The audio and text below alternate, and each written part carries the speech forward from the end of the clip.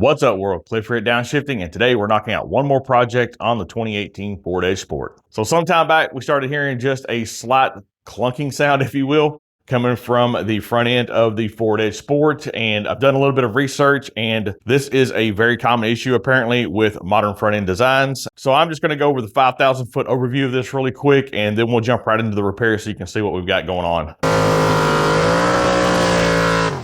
Basically, this clunking sound just comes up anytime you're going over something like a speed bump. So I'm going to go over this, and I don't know if you can get that on the mic or not, but it's coming from the front end. So it's not just extremely loud, it's not over pronounced. I'm going to flip around here. All right, so we're going to go over this one more time. Just hopefully you can get some of this audio. And again, I don't know if you can or not, and it's not just speed bumps. It is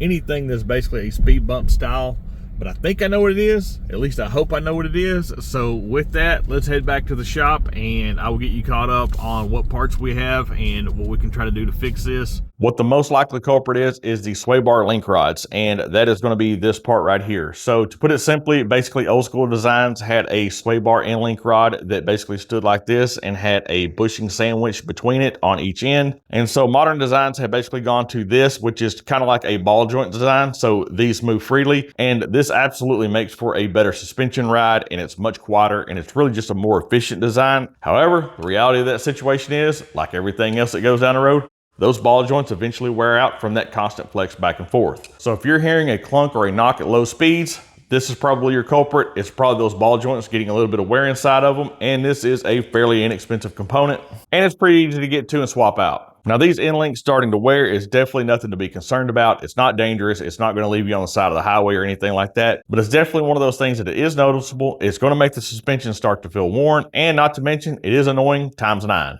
Now, the sound is not going to be continuous. It's going to drive fairly smooth in normal driving conditions going down the road. It's just going to be those steep inclines or speed bumps where the suspension really starts to flex a lot. So this is the particular part that I picked up. You will need 2 of these, one to do the driver's side, one to do the passenger side. They are the exact same part number, so it's the same part driver's side and passenger side. All right, for our sway bar end link, I have gone ahead and removed the tire and wheel. That way we can get access to it. And I actually brought the one that I purchased over here and just sort of held it up. That way I could get an idea, make sure we were on par with our length and everything. Everything looks great. So with that, I'm gonna go ahead and grab the camera. I'll bring you over and kind of show you how these are set up. It is super simple. And then we'll go ahead and get these swapped out real quick. All right, so I've gone ahead and grabbed a couple tools. And again, I've got that sway bar laid out there, or that sway bar end link rather. And there is what we are gonna be replacing. So you can see sway bar end. You can see where it mounts up there to that strut. And so the Allen female side is a number 6 if you need that. So there you go, number 6. And then the nut is 18 millimeter. That is going to be our nut, and it is the same on both ends. I've gone ahead and grabbed a ratcheting wrench to make this side a little easier. So 18 millimeter. Other than that, I'm gonna go ahead and pull these nuts off. I'll let you know if I end up using that Allen head to keep things in place, if those studs try and turn on me. Hopefully they don't, but we will see what happens. So let me get to work and go ahead and swap out this sway bar end link. All right, so hopefully this goes well. I'm gonna use an electric impact, try to go ahead and get the top loose because it is easy to get to.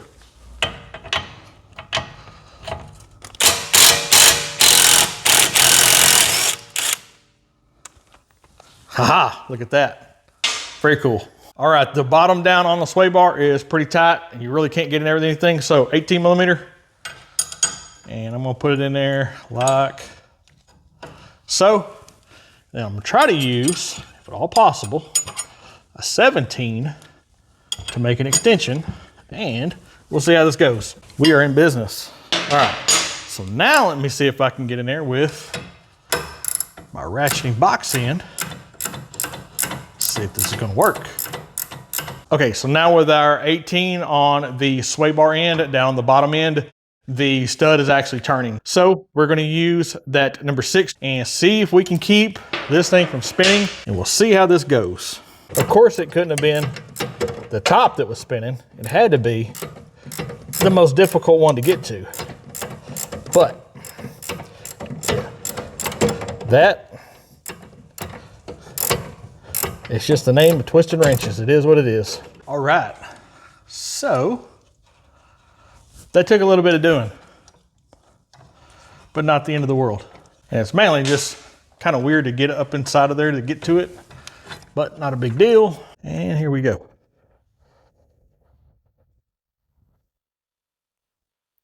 I don't know if you can see this, but this plastic cap here has a crack running down through it. So I'm assuming that may have something to do to it.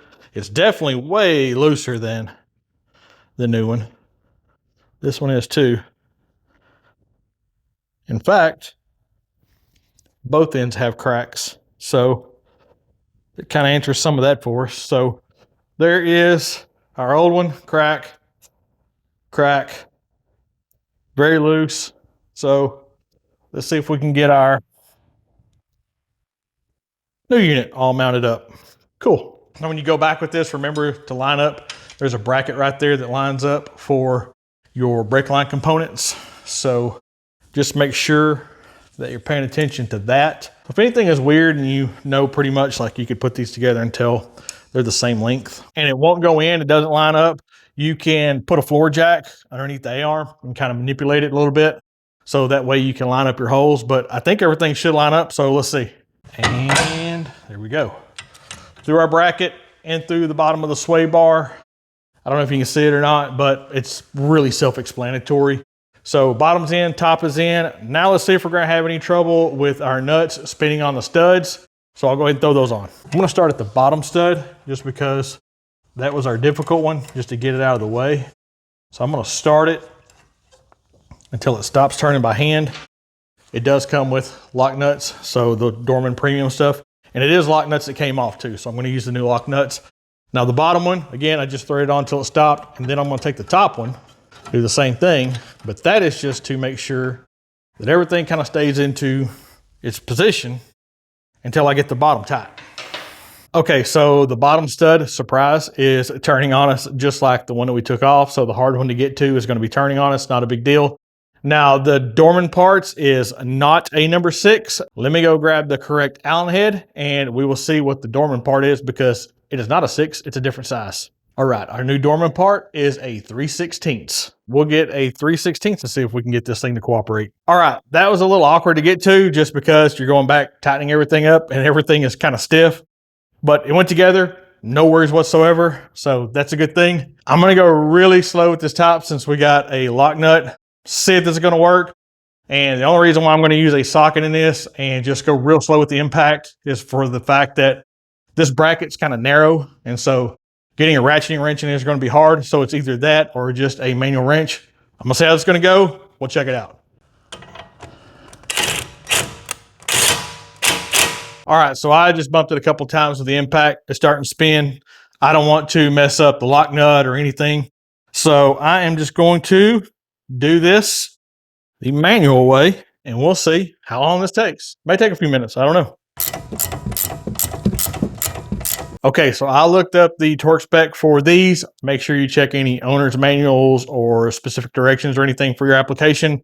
These call for 60 foot-pounds. Now, obviously, if you purchase aftermarket parts and they have a specific torque spec, use that. I'm just gonna go with the Ford OE torque spec, and that is 60 foot-pounds. Okay, so that is the top and the bottom torqued into spec. I did have to get a shallow socket to get to the bottom. Really couldn't get to it in any way with a deep well. Everything torqued right into place.